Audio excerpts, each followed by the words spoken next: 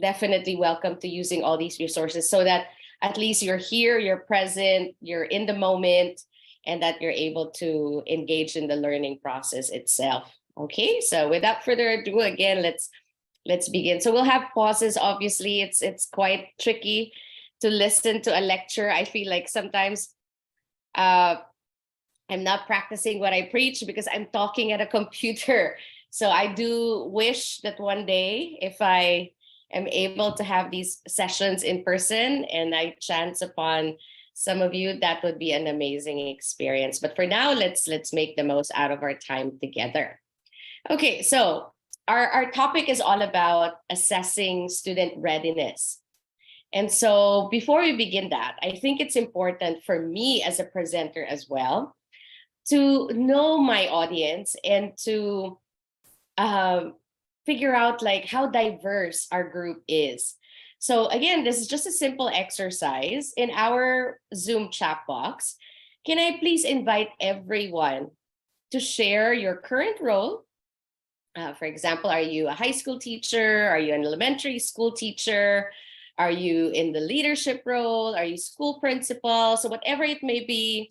So can you share what your current role is and perhaps the number of years that you've been teaching or been part of education? Okay, so again, it's a quick response requested on the chat box. So can I invite everyone to put in their responses, please? Thank you. Okay. All right. 17 years, okay. 4 years, there's a school principal for 3 years, okay. Elementary school, 10 years. Teacher for 15. Okay, junior high for 3 years and 6 months. Okay, school head for the last 3 years. Amazing. Okay, junior high. Okay, elementary teacher applicant. Good luck. Good luck. Oh, it will be a wonderful experience for sure. Okay, so 21 years. Good. Okay, so elementary school for 9. 15 years. Okay, so again, a very diverse group, as you could see. Some are elementary school, some are in high school, some are in leadership. Okay. Maybe the next 15 seconds, and then we can move on for the last responses that might come in. Okay. All right. Maraming salamat po. Okay, so why did I invite the audience to participate? Just to like quickly check in. So of course, apart from making sure that your audience would be engaged, and of course, if we transfer this in the classroom, you need to really check in before you begin.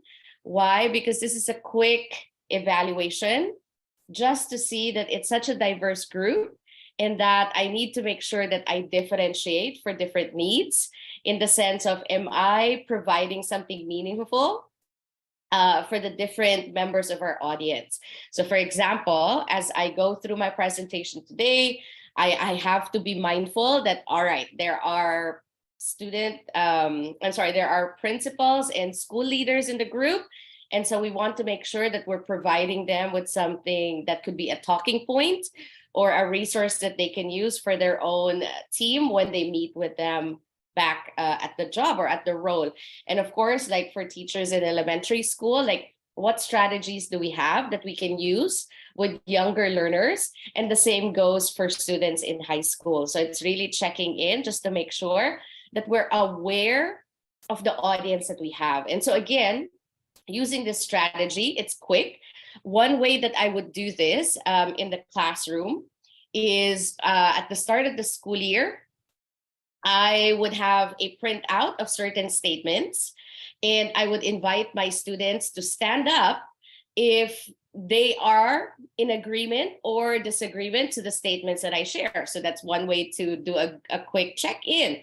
Or sometimes I could use certain parameters or certain descriptions. And then I would ask the students if that they relate to it or if they are also part of that. So for example, I would say things like, I love traveling. So if they agree with that statement and they also love traveling, then I would expect the students who agree with that statement and feel that that also represents them, they would stand up. And so I have a quick and fast way of getting to know my group, getting to know the audience, getting to know the students I have in front of me. So again, even with leadership meetings, it involves everyone in the group. It makes everyone present, just a quick check-in. It doesn't have to take too long, but I think it's important for us to really engage in checking in before we start any activity whatsoever, okay? Because it gives me quick information to prepare me for the next parts of my discussion. So we do have three essential questions that we would like to go through, and it hopefully will guide our discussion for today. And again, my goal as a presenter is hopefully I'll be able to share some insights on my personal responses to these questions, and at the same time opening up the floor for other very experienced educators in the group to share their own experiences and their responses to these essential questions. Okay, so our first essential question is, what is learner readiness, right? Like, what does it mean to be ready? Okay, so and again, like, do we have a clear understanding of what that term means? And so by asking that question, we are establishing a common agreement and understanding towards readiness, because that will shape, I guess, the rest of the discussion. Like, do we have an agreement that when we say learner readiness, we truly understand that it means XYZ? Okay, so we'll go through that definition in a bit.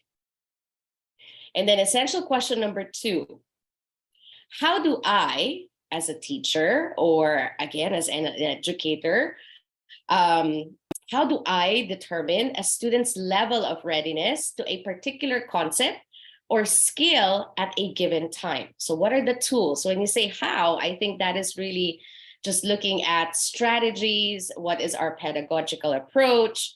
So how do we do that? Especially because time is a luxury. So how do I do that efficiently? How do I do that quickly? And how do I do that effectively? And number 3, how can I address varying degrees of learning readiness, right? Like, I think this is always the struggle of every teacher, in the sense that we want to target the learning for every single child in our classroom. I'm assuming, again, that's our assumption, right? Like, when you have a class of 30, 35, 50 students, how do you address those varying needs? Because obviously, we can't always do one-on-one, even if we know intuitively that for many of our students, that's exactly what they need. So how do we maximize? What are some strategies that we can use so that we can address those varying needs amongst our students? Okay, so let's begin with essential question number 1. So what is readiness? So readiness is different from ability or intellectual capacity. I think we need to start there. Because oftentimes when we say readiness, oh, it's when the student's ready to learn, kung kaya ba ng abilidad nila, if, like in terms of mental capacity, intellectual capacity, meaning they're able to incorporate that lesson, in terms of, their test scores, if they were able to get 100 out of 100 in the last test, we would assume that, oh, the student is now ready to move forward, ready to move on. Well, if we define it that way, then what we're describing is student ability, meaning what is the student able to do, right? And kung ano lang yung level of talino nila or intellectual capacity nila. But technically, readiness should not be defined that way. Instead, readiness is a student's entry point. Okay, so just again, keep that term in mind. It's the entry point relative to a particular concept or skill at a given time. And so notice too that it is a broader entry point in the sense that we're focusing on concepts, on themes, on particular skills and not on content or topics, right? So if we, again, establish our agreement that this is how we're defining readiness, this will help us look at approaches on how to address this. Like, first, how do I even know what the student entry point is? And then number two, am I clear with what concept I am evaluating and what skill I'm trying to teach for my students? Okay, so before we continue, again, let's do a quick personal check-in. And at this point, like I've said, we are only going to make this discussion work if we engage in some of the questions. And when it's a personal check-in, there's no need to share. It's simply you writing it down on a piece of paper or just making a mental note of what your responses might be. So for our personal check-in number one, I would like you to think of a learning standard that you are planning to teach soon. Okay, so, or a lesson, whatever lesson are you planning to teach maybe in the next week or maybe this coming Monday, right? So think of a learning standard or a learning lesson that you have in mind that you plan to teach soon. Okay, so hopefully you have a mental note of that, or at least a mental response to this question. Next, what I'd like you to do is to think about 1 to 2 students in your class that you consider to be high achieving. Okay, so maybe these are your, like your high flyers, students that, consistently do well in assessments. Okay, that these are students that absorb the lessons quite quickly. So who are your high level students? Maybe think about 1 to 2 of them.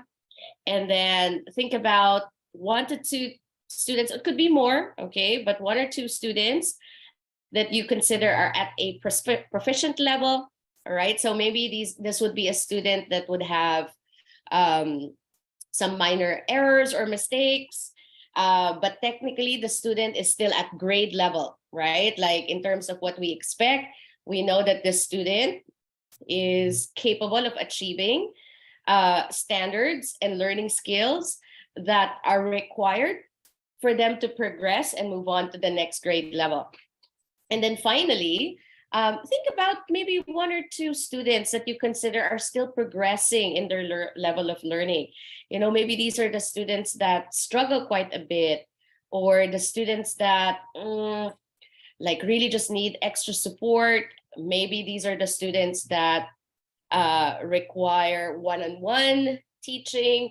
Perhaps this would be students that don't demonstrate a certain aptitude towards a learning concept or a specific skill.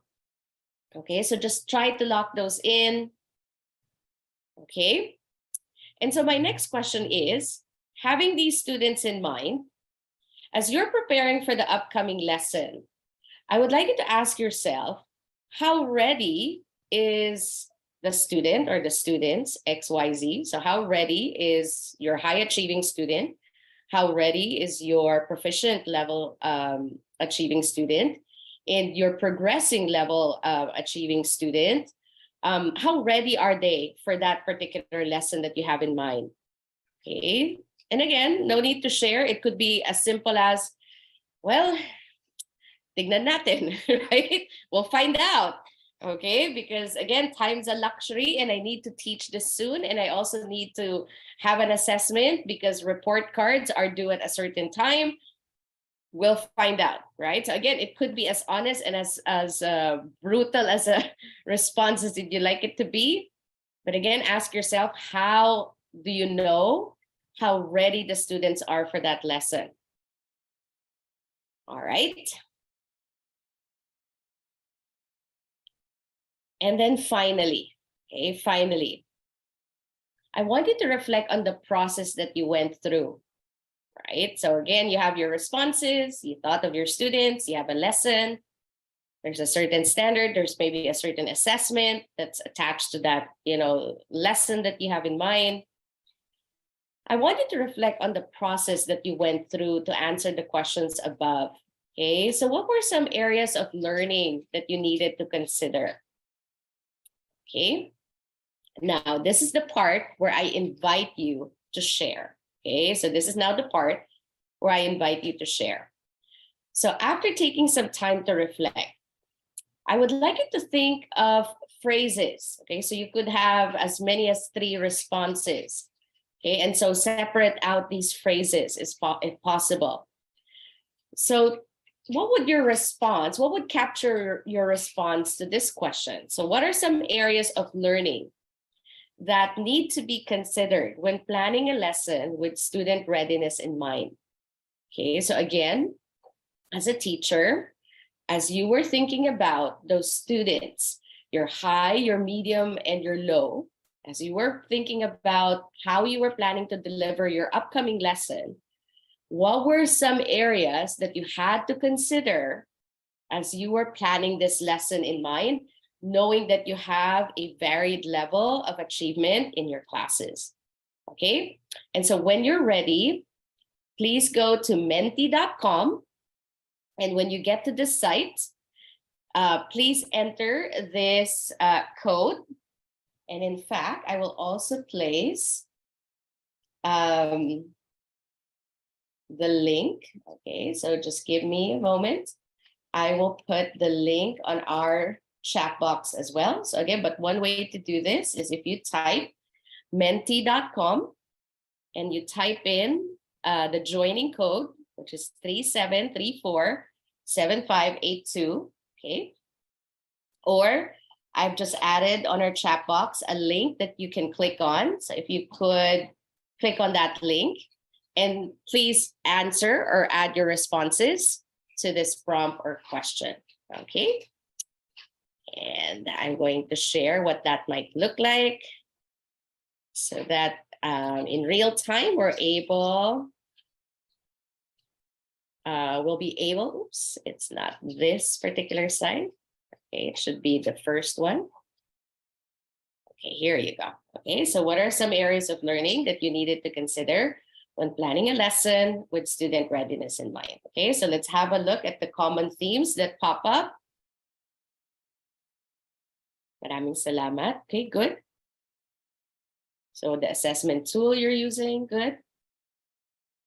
Prior knowledge, yes. Okay. What learning resources do I have? Absolutely. Okay. Ooh, the reading and comprehension level. Yes, absolutely. Okay.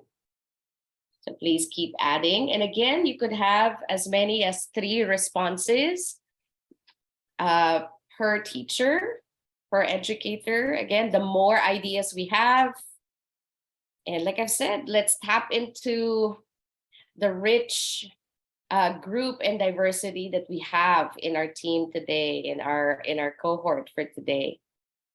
Okay, so we can all learn from each other. Okay, interest of students, yes, wonderful. Okay, so the learner's capability, all right. Okay, students' background, absolutely, that's wonderful. Okay, prior knowledge seems to pop up a little bit more. Learning competency, of course, resources, that's a reality we have to face. We could have the best lessons in mind, but if we don't have the resources we need, it is a bit challenging to execute for sure. Okay, so just maybe a minute more. I think there are 56 or 55 participants. So please engage. Again, just inviting you to join the conversation. Let your input be heard, right? So at least this is an opportunity to share what you already know so that we can all learn from each other. Oh, interesting. Learner's attitude. Okay. Health status. Okay, yes, good. Thank you.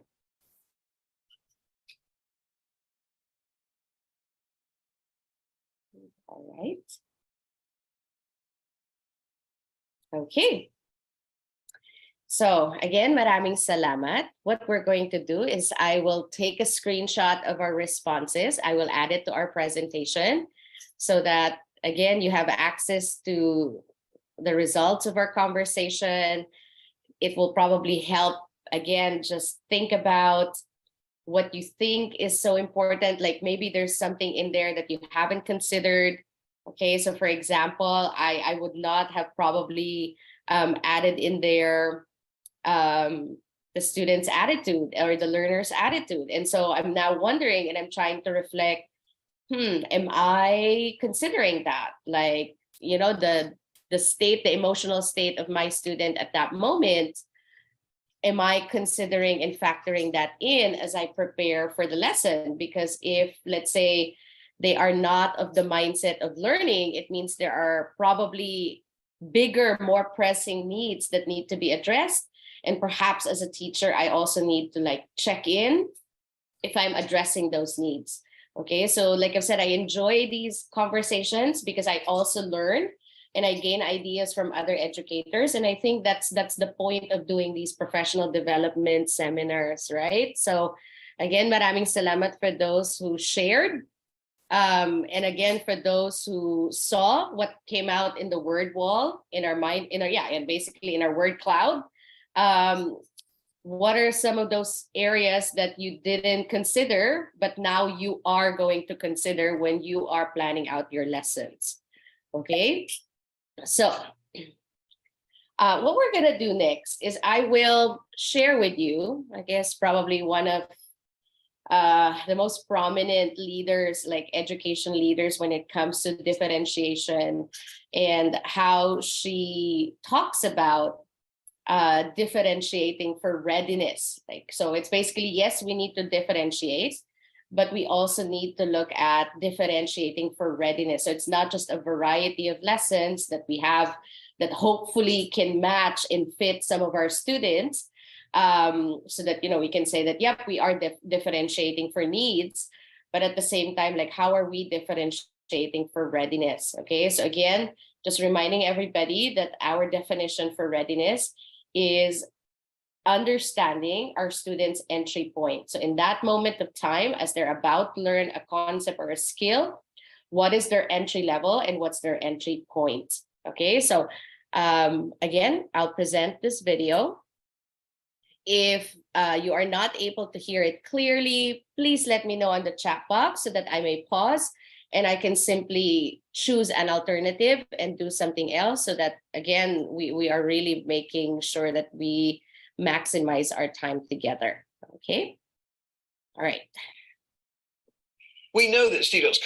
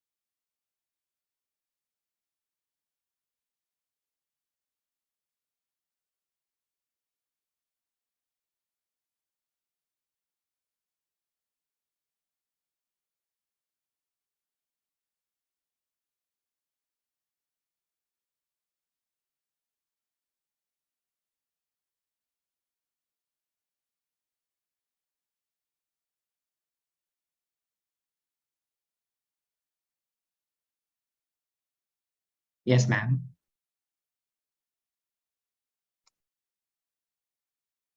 There you go. I didn't realize, sir, my apologies, everyone. I didn't realize that I will need to have the host unmute me. So I accidentally pressed the mute button. And again, maraming salamat dun sa mga nag-mention sa chat box that there was no audio. Again, this is why it's wonderful to always check in and see if logistics are working or not. So my apologies again. I didn't realize that I am unable to unmute myself on my own. So I'll probably leave it not unmuted so that I don't have to request for permission again. Okay. Thank you, po, Sir Paolo. Okay, let's begin again. Let's look at this short video presented by Miss Carolyn Tomlinson.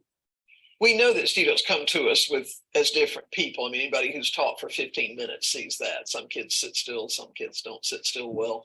Some kids come in with a storehouse of information about a particular topic, and other kids have never been introduced to it. When researchers look at differences in our learning, they suggest that there are probably about 3 at least that make a big difference in us. Kids can differ in readiness level. And when students differ in readiness level, that does not mean what is their IQ. It means given a specific set of learning goals, where is the student in readiness for that? You may have a student who's missed something significant last year that would help them move ahead in a subject. As soon as they've got that missing piece, they can move really quickly.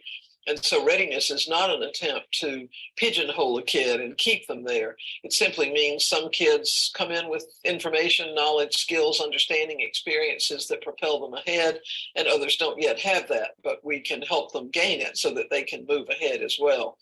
In differentiating for readiness, the teacher's goal is really to make everybody's task a little bit too hard for them. So the reason one task won't always work is that typically what's a little too hard for one kid is a little too easy for another one. Something that's way too hard for one student may still be too easy for another. And so looking at what brain research tells us about the fact that the brain really only learns when the task is moderately challenging, and what people like Vygotsky talk to us about with the zone of proximal development, we really do know that a student has to reach a bit to learn, but not stretch to the point of pain, and certainly not bend down in order to be able to learn. So differentiating for readiness means the teacher is trying to help the students all work toward the same outcome, but at different degrees of difficulty, different degrees of complexity, with different kinds of scaffolding. Interesting point in differentiating for readiness is that if a teacher really challenged an advanced learner, that student would also need the teacher.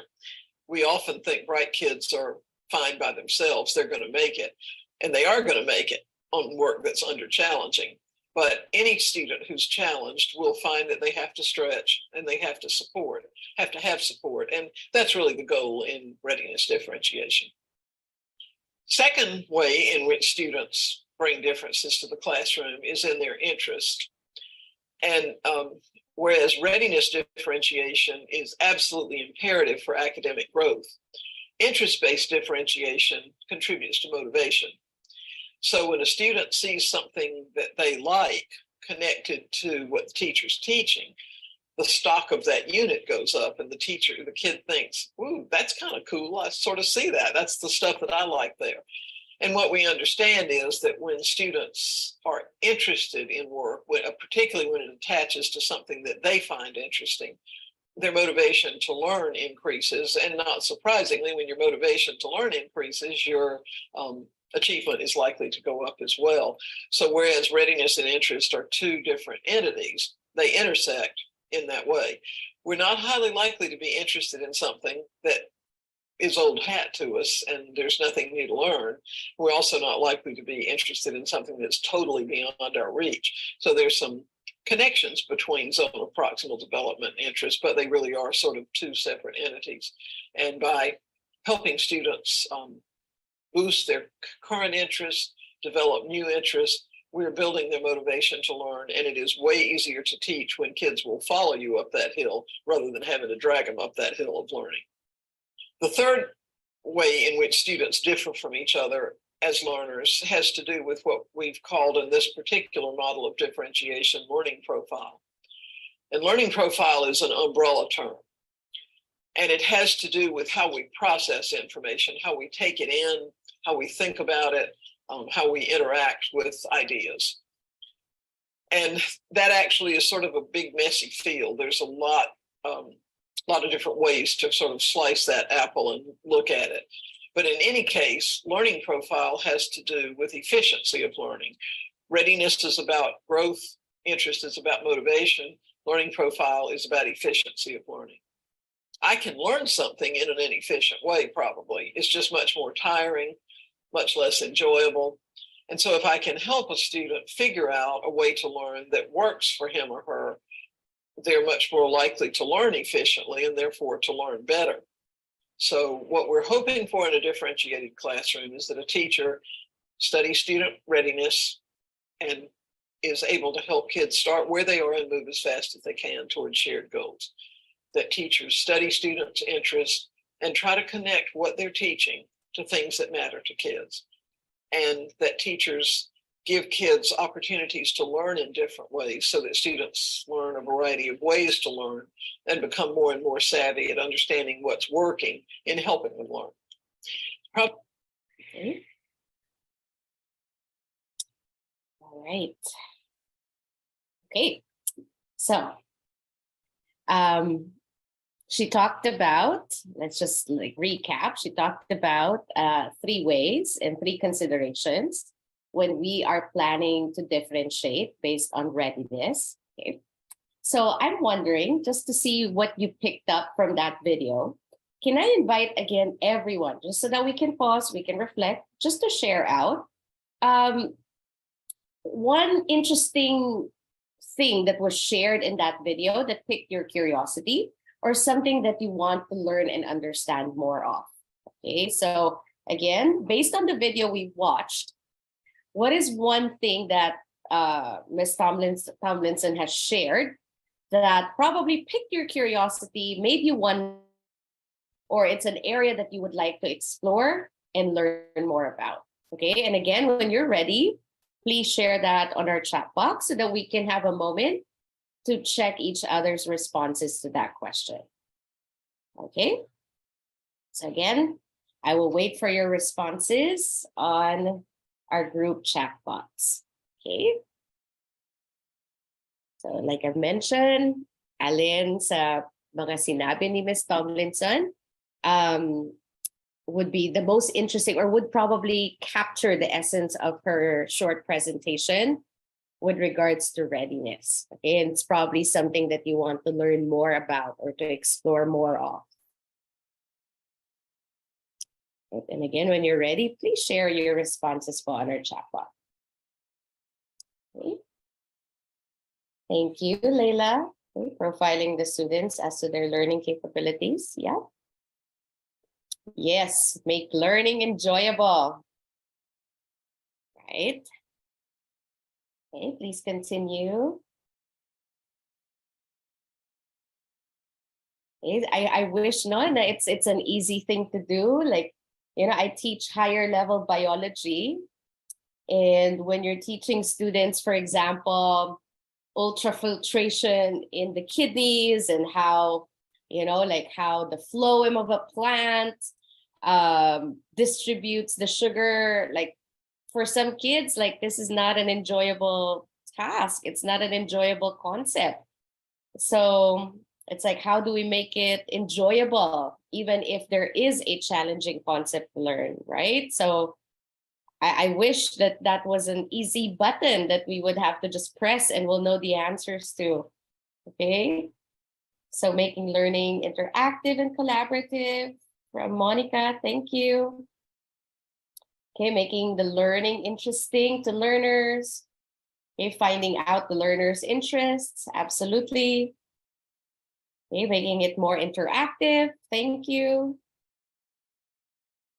Okay, so again, what did you pick up from Ms. Tomlinson's presentation in terms of what she feels would be valuable in terms of, you know, preparing our lessons, differentiating our lessons with readiness in mind? Ooh, I like this. Okay, from Florisa, relating lessons to real life situations. Yep. Okay, absolutely. Okay, and sometimes We need to be vulnerable as educators to share our own real life situations, just to provide certain examples that we can use for our students. Okay, good. So maybe we could have another 30 seconds.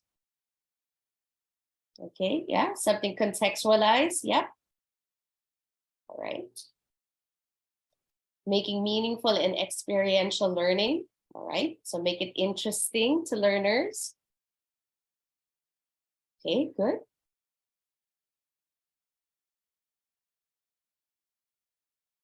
Okay, maraming salamat. So again, I read it also out loud, just so that, you know, if some of us are struggling to move from one presentation to another, from the chat box to another, if we're using our phones, again, hopefully some of the responses that have been shared, you know, lets you wonder, lets you think, expands what you might want to consider when you are planning again your lessons for readiness, right? And how to differentiate better.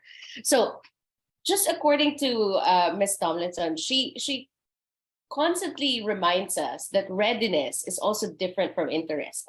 Yes, they're related, and yes, there's a point where it intersects, but readiness of a student is definitely different from their interest in a topic or a subject or in a concept that they're learning. Excuse me, they're learning. And if you notice, she kept mentioning something about it's not about mental aptitude. It's really all about understanding where the students are at that entry level point when they're being introduced new material, especially if the new material has been designed to be a little bit more challenging compared to what they're accustomed to, right? And I think that's where we can foster a little bit of that interest. Not all students are going to love all the topics we teach in the lesson, in the class, right?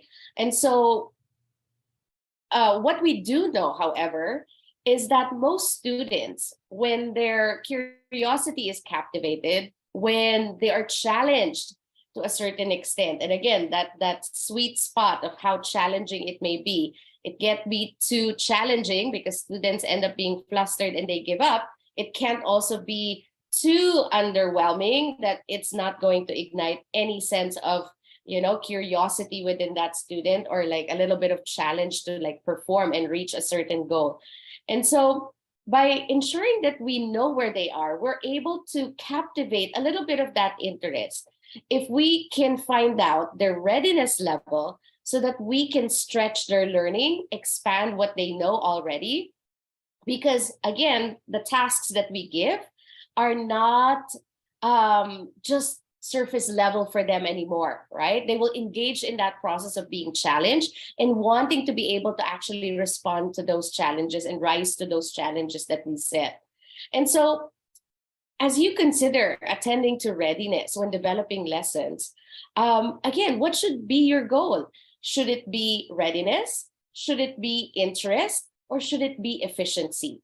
Okay, because again, those are the three areas that Ms. Tomlinson basically wanted us to consider when we're differentiating our tasks. So for one student, could it be readiness? Because again, like look at us at a time after COVID. Let's be all honest, our students really have gaps. I remember, you know, with the students that I have right now, for example, in 9th grade, the last time that they did actual lab experiments, hands-on activities, was, you know, last year. And so the year before that and half of a year before that, they didn't have any of that experience. And so now what I'm noticing is that many of them are too scared to even try, don't know how to handle equipment, right? And so as I plan my lessons, if I know that that's the readiness level, even if I know that I have, you know, an activity or a lab experiment that in the past have always worked, I might need to scaffold and tone that down a bit or take a step back just to evaluate if it's still worth using that activity, knowing that the readiness level is very different from what I'm used to as an educator. Okay, so again, is my priority readiness? Then I go with that. Or is my priority interest? Like, do I really just want to capture my students' interest in this activity? Like, what am I considering in my priority at this point? Like, do I really just want buy-in? Do I really just want my students to enjoy by getting them excited to learn by working collaboratively? Then again, I plan accordingly that that would be the main goal that I have in mind when I plan my lesson. Or finally, is it efficiency? And when we talk about efficiency, this requires having the students learn how they best learn in the first place. Meaning, you would have to have had many opportunities where you try different approaches for teaching your topics, teaching your concepts, teaching your tasks, anything that they need to learn in class. You've given them multiple, different ways on how to learn lessons in your class so that they can figure out what works for them. So for example, with my students, I would tell them, okay, how do you study? Like when you're studying for a test, like walk me through the process that you go through. So some students would tell me, oh, I rewrite my notes. Some students would tell me I watch videos and I take down notes. Some students would tell me, oh, I write my notes in index cards. Or some students would tell me I like practice questions. I still have some students who would tell me I like reading the textbook, highlighting the notes. So if you notice, they have made that clear understanding of what works for them, but that was only achieved because throughout the year, throughout the lessons that I've given to them, I've given opportunities where we've tried all of those strategies so that the students can build a learner profile of themselves. So meaning they know themselves as a learner, and they've actually taken the time to try out many different strategies to figure out what works best for them. And I think that's important. Okay, so again, just keep in mind when I am preparing my lessons, ano nga ba talaga ang goal ko dito? Am I really just trying to address readiness? Okay, knowing especially that due to COVID, due to school closures, there are significant gaps in some of our students, especially for certain skills. Or is it just me wanting to get buy-in? Maybe that could be the way that we could address students' attitude, learning attitude, right? Maybe we're not stretching them enough and they're bored. Or maybe it's too much and that's why they get flustered, right? So in a way, that's still readiness, but at the same time, our priority is really just interest, getting the student to be interested in what they're learning. Or is it efficiency? Meaning, are we giving an opportunity for our students to learn who they are as a learner, right? So that when you leave them to learn on their own, to revise on their own, they have, the tools, basically the strategies that they need to know what to do to be independent while they learn. Okay. Are there any questions, Bob, before I continue? Just checking in. Okay.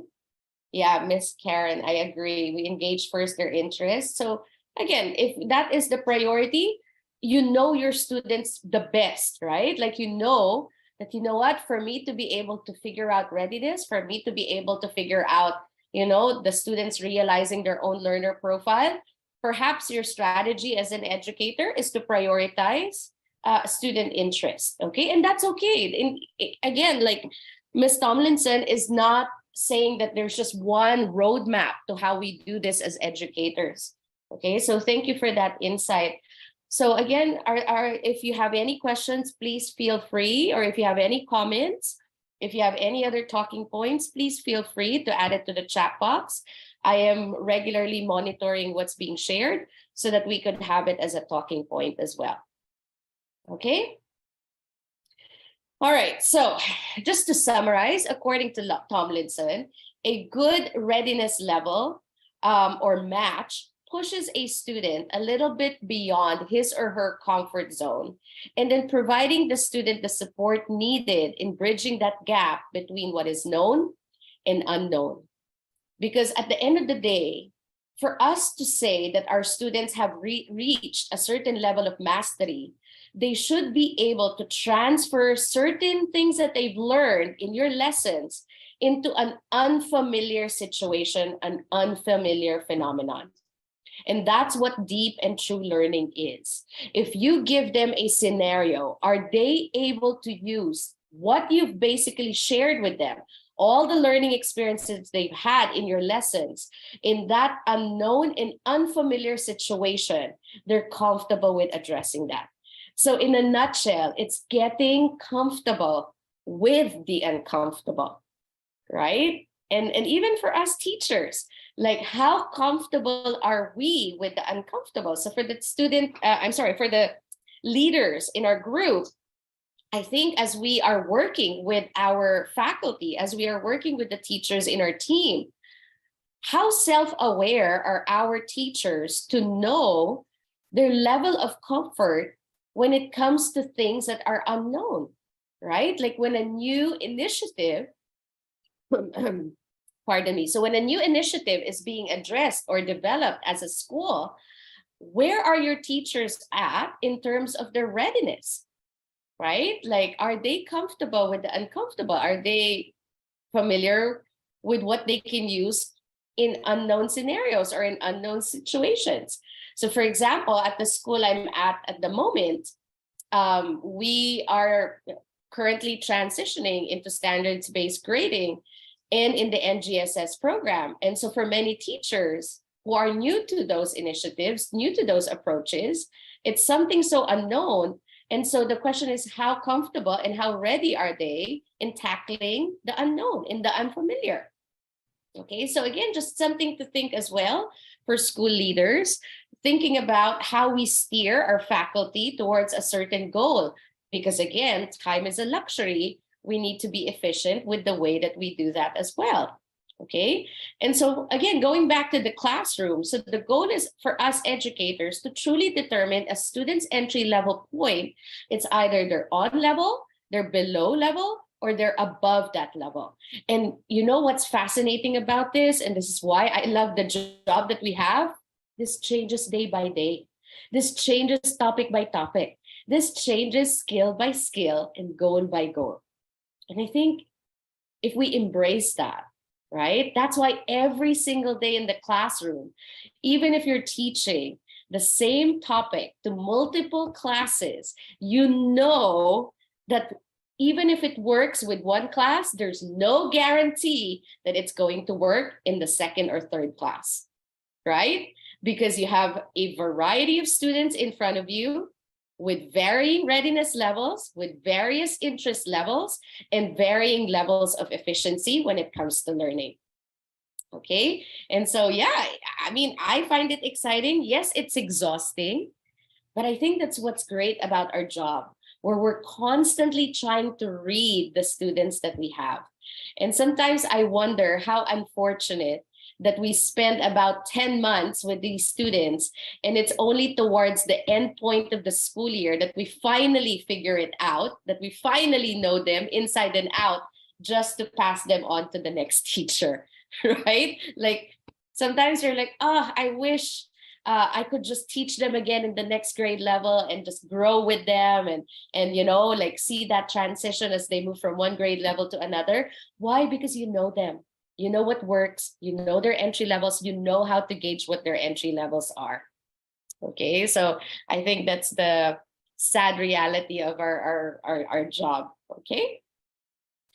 Okay, so I think we've answered what is readiness. Okay, so what do we mean by readiness? Now let's move on to how do we determine a student's level of readiness to a particular concept or skill at a given time.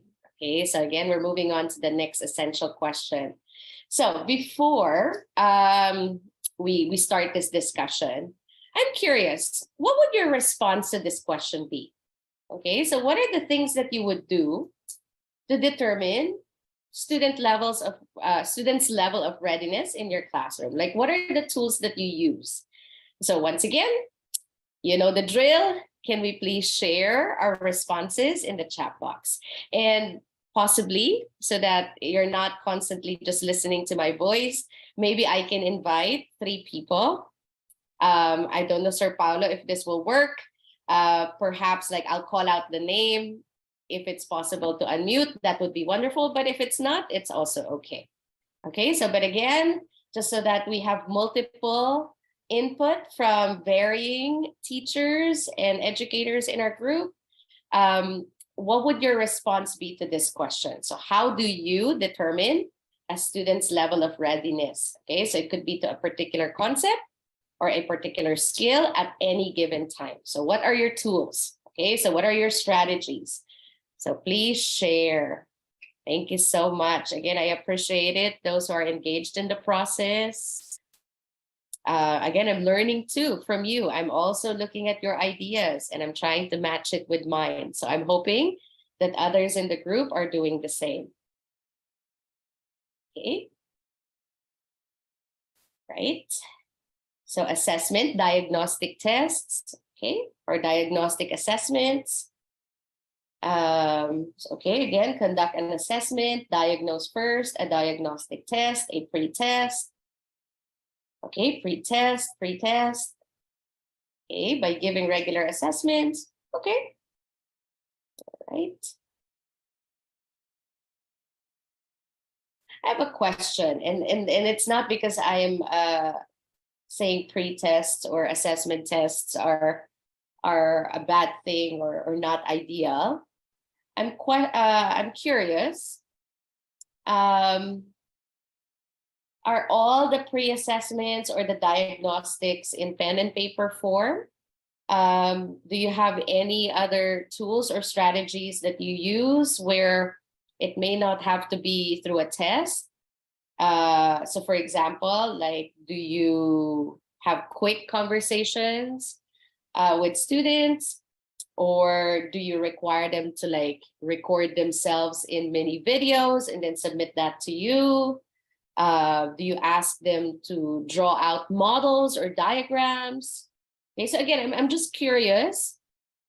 Apart from pre-tests, and I'm hoping, again, when you say pre-test, we're not automatically assuming that it's a pen and paper test.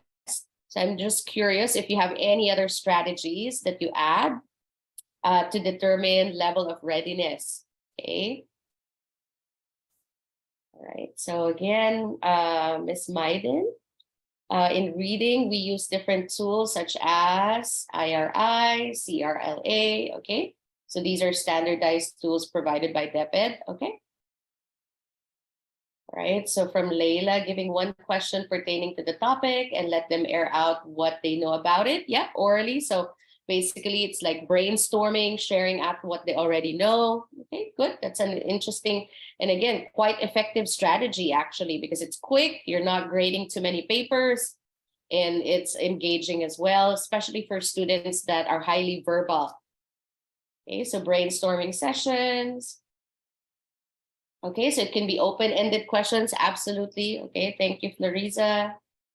Asking questions or perhaps a mini game before the start of a new lesson. Okay. All right. So learners are quite hesitant to speak up. Absolutely. And the thing is, while we understand that, I think we also know as educators that we need to develop our students as communicators, right? And that could be through oral communication and through written communication. We have to really address this. I find that I am also a product of, like being educated in the Philippines. And I recall, I wasn't really given that many opportunities to speak up.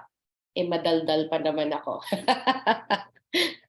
Right? So I just wonder, how do we encourage those that are not as vocal, or are those that are not being given opportunities to be, vocal in their ideas?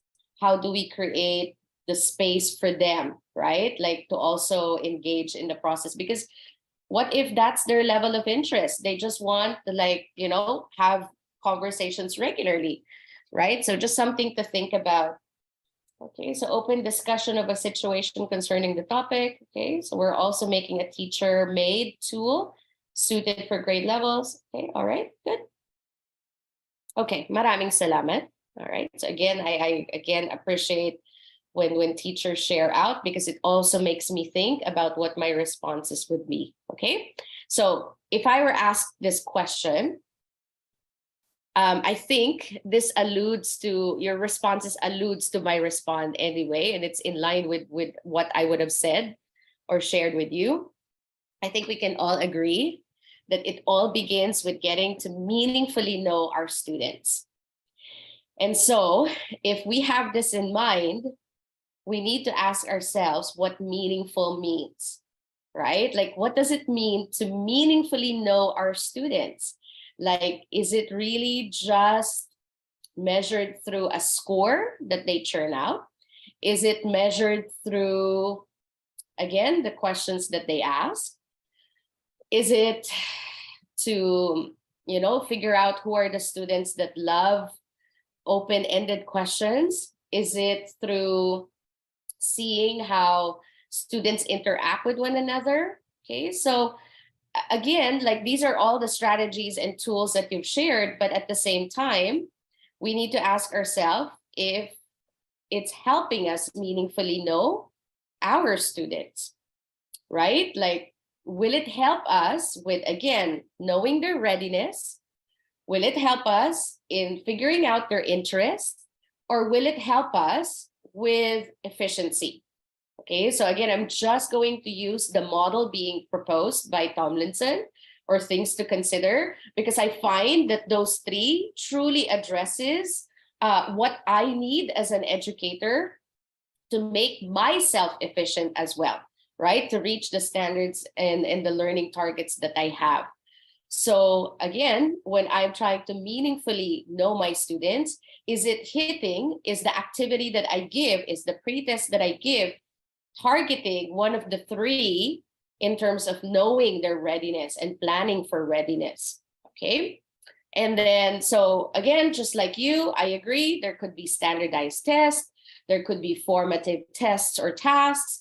But I would also argue that we need to look at available data, right? Like, I'm not sure if this is practice in your school, but at my current school and in other schools that I've taught at, I, as a teacher, actually would have access to looking at report cards over the years. And I'm not suggesting that we have to do it for every single student. However, again, every now and then, especially if we have a student that we know is struggling at our class or in some of these standardized tests, I need to dig in, and I also need to look at what available data I might have to verify if, okay, is it a readiness issue? Is it an interest issue? Is it an efficiency issue? And so perhaps looking at these report cards and the comments that are being made by their former teachers, I am able to have like some insight into who my students are. Okay. And then, of course, although this would be time consuming, I think it's still important for us to find moments and opportunities to have conversations with parents. How about other teachers, right? Like, are we taking the time to talk about these students in a meaningful way? And then finally, like, are we having active conversations with our students, right? Like, are we taking the time to check in?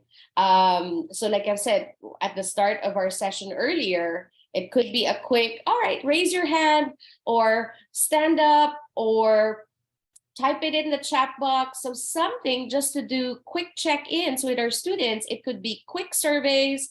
It could be personal reflections. It could be quickly sharing what they know, quickly sharing input. And we could also do it in an anonymous way if we just want to get a pulse of how our class is in that particular moment, okay?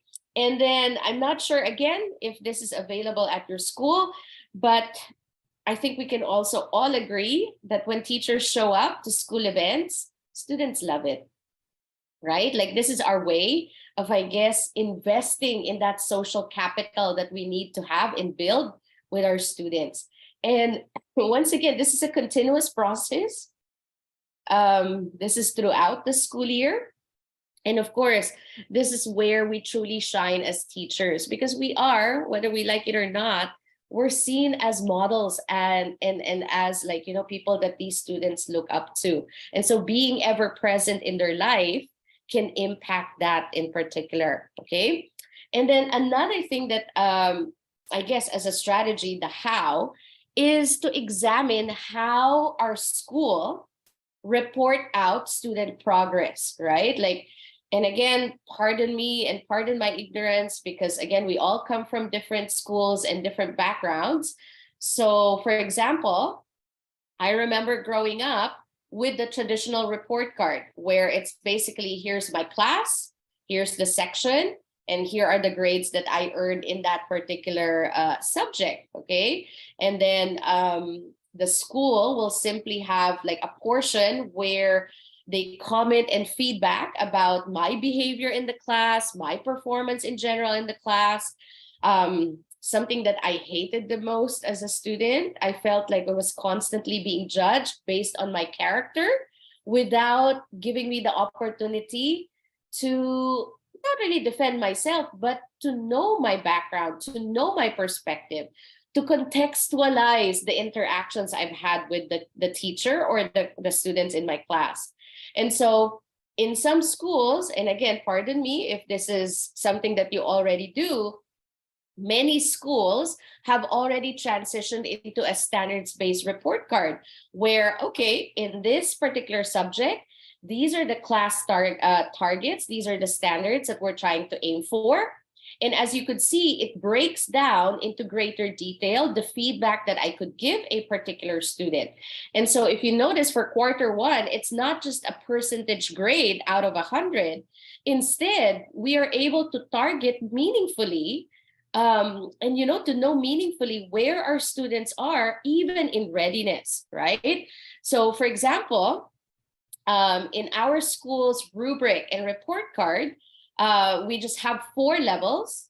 It could be, again, we would call it either mastery or advanced understanding, and then proficient would be level 3, approaching would be level 2, and then novice or developing would be level 1. Okay, so again, I'm not sure if that's something that's already embraced by every school in the Philippines. And if that's the case, that's great. Why? Because the intention behind this grading is to truly examine student readiness, because we can focus on what particular area our students still need to work on, right? So unlike, just churning in a grade, they get an A, they get 95%. Yes, we still need it for the transcript because unfortunately universities require it for GPA calculations. But at the same time, in terms of providing feedback, and if the goal is to give feedback on student readiness, then we need to be targeted in the feedback that we give. Okay, so I think Manicel, it's a progressive report card. Great. Again, as I've said, pardon my ignorance. I'm glad that I'm learning this about our, education system in the Philippines. It makes my heart sing that we are, keeping up with what is good teaching practice, that we are actually changing our approach. Because let's admit, for many of us in this group, we are a product of the traditional report card, right? Like if you ask a student, so, okay, you got a 95. O ano yung kailangan mong gawin to get to 100? Ano yung kulang dun sa 5%? Right? The student will just say, I don't know, like I got 95 out of 100 questions correct. That's it. But ano yung 5 na incorrect, right? Like what are those areas? And so it would be better if we have more, like you said, progressive report cards, more targeted report cards for the feedback that we give. Okay. Now, another thing which responds to the how, and this was mentioned multiple times by Tomlinson, is to figure out what is the zone of proximal development of our students. Okay, so again, in this diagram, we need to put, and actually this is a nice diagram to print as you are, or draw out as you are developing your lessons, because you will begin to place students in each color band. Like you would say, okay, if I'm going to do tasks, let's say I'm going to do an activity on a certain topic, sa mga estudyante ko, sino yung mga learners na kahit hindi ko kailangan tulungan, I just give the instructions, I just give the task that they need to complete, they'll be able to do it on their own. Okay, and then I'll start to put them in that middle circle. Like I'd write their names. And then the next question I would ask is, okay, sino yung mga kahit konting nudging, maybe a little bit of assistance, but once you get them, to that level that it's clear, they can now work on their own. Okay, and then again, those are my mid-level, right? Because it's again on level or not, or below level or above level, right? So again, I look at sino yung mga on level, okay? And then finally, who are the students that need and require my greatest assistance, okay? Now, why? It doesn't mean that I will only focus on the students that I've placed in the outermost level.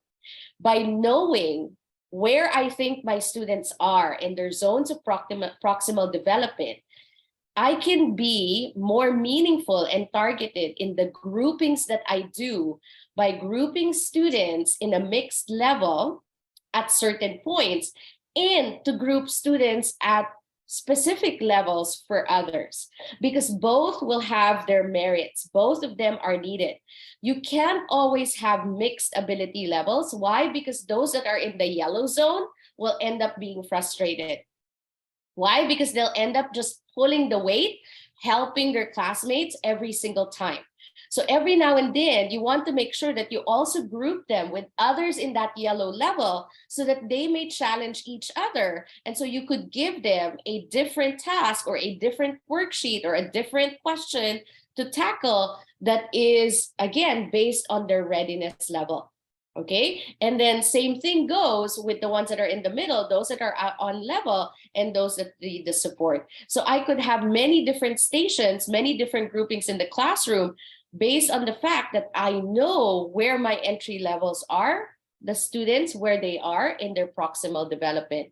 Now, this is also true for teachers. Okay, so school leaders, again, when we're implementing new strategies or new initiatives in our school, we also need to create experiences, we need to create lessons, we need to create conversations that are well within our teacher's zone of proximal development, right? When we present our teachers with tasks that they do not have the resources for, the skills for it, the time for it, then we end up, just like students, right, responding to the learning based on where they're at. They could either just give up, resent it, ignore it, or just do the bare minimum. Because again, ideally, the next logical step would be to move on to the next task in terms of reaching the goals that we have.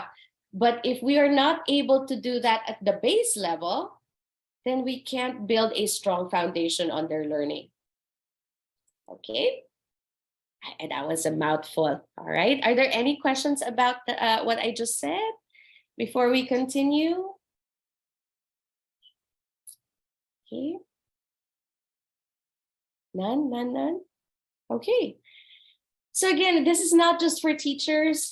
I mean, for students, this also can apply to teaching teams. And again, for school leaders to always assess what would our audience be like in terms of their zone of proximal development, right? So knowing where they are in this continuum, and just like what Ms. Tomlinson has said, this zone of proximal development may change from skill to skill, topic to topic, concept to concept, day by day. And so, for example, in my current class of grade 11 students in biology, I would have students that are excellent when it comes to demonstrating their knowledge and understanding for biology. But when it comes to like lab skills or developing and designing experiments or carrying out experiments or analyzing data, they struggle. Okay, so just because they're strong students when it comes to one area, it may mean that their zone of proximal development for other aspects of my class may not be at that same level. And so I need to figure out as a teacher, what do they already know? And maybe that will be too easy. And also, what are the skills that are too difficult, but technically they can work on it with a little bit of guidance? And what level will be so far out there, so unknown, that if I enter at that point, just because others can do it, I am going to lose these students or kids. Okay. All right, so let's pause for a moment. Okay, let's do another personal check-in. Again, this is just for you to reflect. Okay, just to reflect on what we've talked about. So can we ask ourselves, how do we currently determine the zone of proximal development of our students, particular to a topic or a task? Okay, so now that we know that we need to be mindful of this, what approach would you have to know that, yeah, I need to address the zone of proximal development? So how do we do that? Okay. And then next, what are some ways that you can gather information on the readiness level and the zone of proximal development of your students? Right. So again, just ask yourself those questions, because these will help us and guide us in our planning. Okay, and I think we need to wrap up our session soon.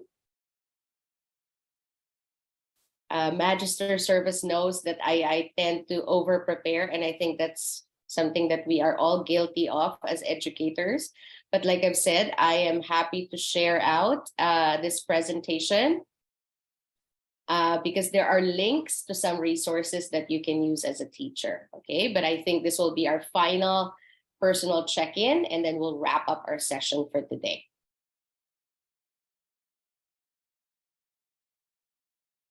Okay. All right. So if we had, again, more time, I would have asked everybody to share out their strategies so that we can learn from each other. But we're going to skip that particular task. And let me go through some tips. Okay, just to summarize so that we can wrap up today's session. This would have been for essential question number 3, which is, okay, what tools can we use? What are the strategies that we can have? So just some tips for planning with readiness in mind. It all begins with the student. And I think from your responses, I could see and I could tell that for many of you, you really value student interest and making sure that there's student buy-in, that your students want to be in your class and are actually happy to be engaged in the learning. And so I think what's important too is we need to build that student confidence in the sense that we need to ask ourselves, like, over the years, who has been getting low grades, and has that been addressed? Have we had those conversations with those students? How do we get students to advocate for themselves if they know that their level of efficiency, or they are so unaware of their learner as profile?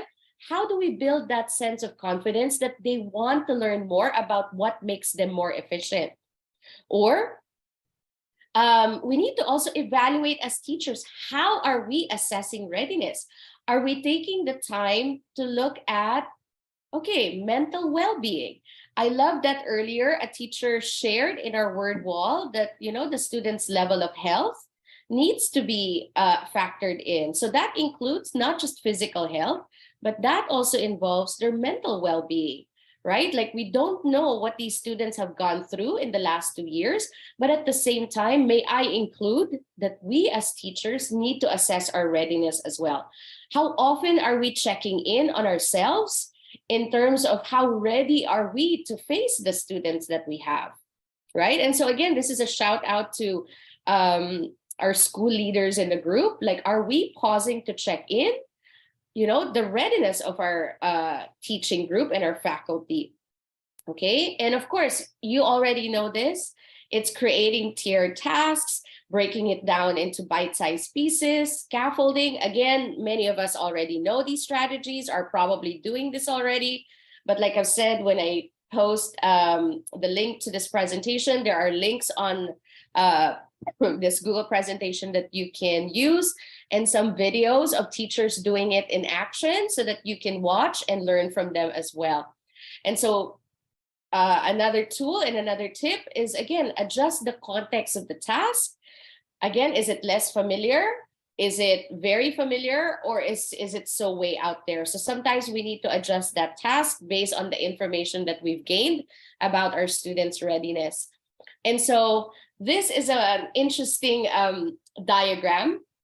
And so our goal as teachers would be, we're almost like DJs trying to figure out like an equalizer, trying to look at, okay, when we're planning our lessons for Johnny or for Anna or for Juan or for Pedro, right? For Sarah, all of these students, like, do we start with something foundational or something transformational, right? Or are we looking at something that's abstract? Do we start with something abstract or something concrete? And so, yes, it definitely takes time to plan out and learn our students in this way.